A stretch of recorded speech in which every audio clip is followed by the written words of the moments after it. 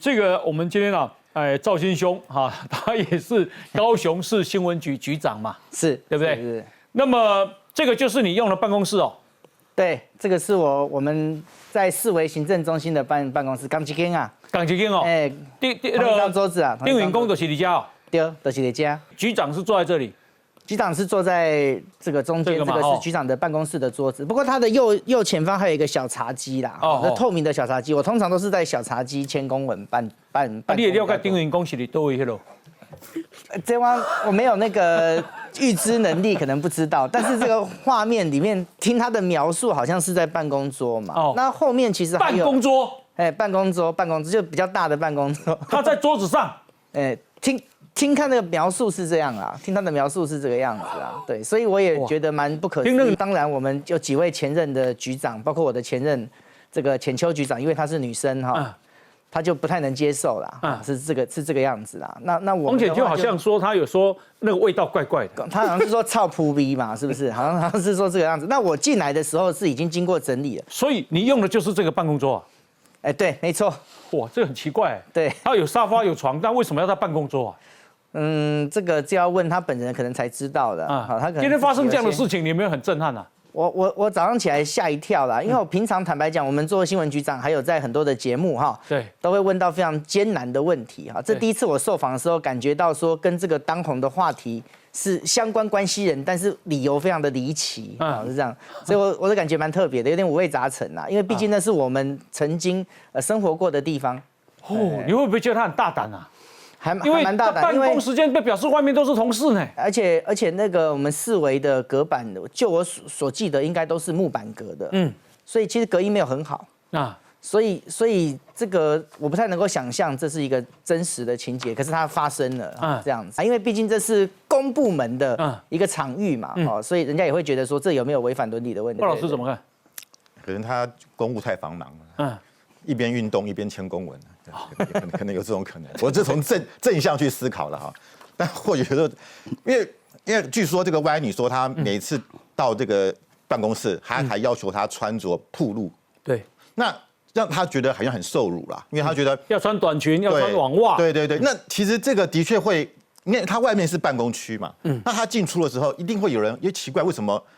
有这个女生要穿这样，对那进去里面，那因为他如果要做些事，门不可能打开嘛，门一定是关着嘛，那大家就觉得很奇怪嘛，孤男寡女在里面。那我觉得最主要女生是说她门都锁起来了，当然会锁嘛，哪有人打开？那不是大家都知道了。但我会觉得场所是非常不适合。更重要的是怎么样？就是说你本身是新闻局长，我觉得他跟媒体的关系，实际上是他好几个都是媒体，包含他前阵子也被拍到。在总统府出来之后，也是去好像一个出租公寓，那位女性也是媒体。那这个东西会在工作上的工作伦理来讲，大家会觉得不适合嘛？因为请问一下，今天如果你是跟记者是平常跟你互动，而且你又是新闻局长，那很多人说，那你会不会就是因为有这层关系，我给你独家？那别的人没有跟你有这个关系，可能就拿不到那个新闻，那这就不公平嘛？是，所以我觉得就是说，你作为一个这个新闻局长，你应该要谨守你的行政伦理。你当然你要交女朋友，你男未婚女未嫁，这很正常的事情。但是你应该要尽量避免跟你有利益相关的人分际啊。对，这是一个分际，这基本分际，因为你们两个人你们是有利益关系。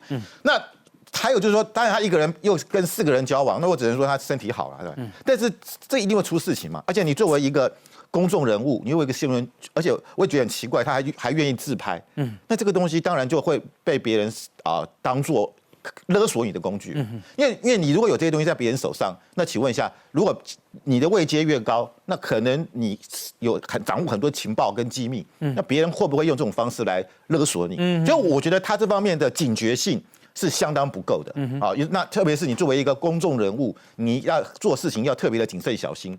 但是我看他像他跟那个歪女也是认识2次，他就跟他好像特别有一些超越分际的一些行为，那就会觉得他是不是太大胆了一点？那我觉得就是说，蔡政府应该要对于身边的这些人当然或许他有他的才华，我也不想丁允恭有他的才华了，但是问题是他在这方面如果不注意的话，可能会影响到整个团队的形象。是东豪兄呢？他已经不注意了啦。